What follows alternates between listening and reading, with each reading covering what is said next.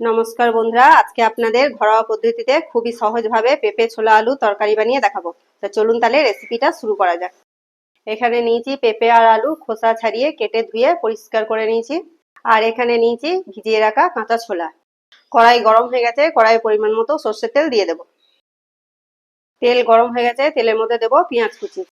পেঁয়াজের মধ্যে সমান একটু নুন দিয়ে দেবো। পেঁয়াজটা হালকা করে ভেজে নেব। পেঁয়াজটা হালকা করে ভেজে নিয়েছি, এবার কেটে রাখা আলু পেঁপেটা পেঁয়াজের মধ্যে দিয়ে দেবো।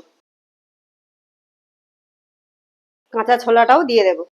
হাফ চামচ নুন, হাফ চামচ হলুদ গুঁড়ো দিয়ে দেবো। পেঁপে আলু ছোলা ভালো করে ভেজে নেব। 5 মিনিট ভালো করে ভেজে নিয়েছি।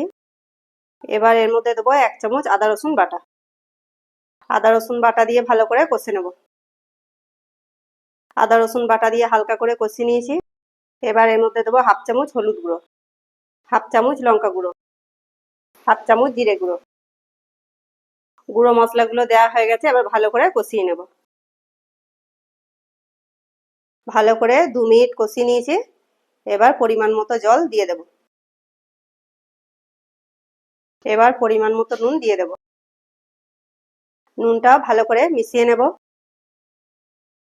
এবার ঢাকা দিয়ে সিদ্ধ করে নেব। ঢাকাটা খুলে একবার দেখে নেব পেঁপে আলু সিদ্ধ হয়েছে নাকি, একবার চেক করে দেখে নেব। আলু পেঁপে সিদ্ধ হয়ে গেছে, হালকা করে একবার নেড়ে নেব। এইভাবে খুন্তি দিয়ে একটু পেঁপে আলু গলিয়ে নেব। পেঁপে দিয়ে ছোলা তরকারি রেডি, তা এবার নামিয়ে নেব। এবার একটা জায়গার মধ্যে ঢেলে নেব।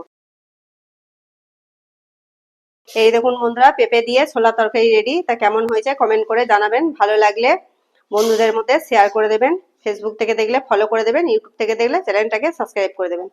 তা আজকের মতো টাটা বন্ধুরা, দেখা হচ্ছে পরের ভিডিওতে।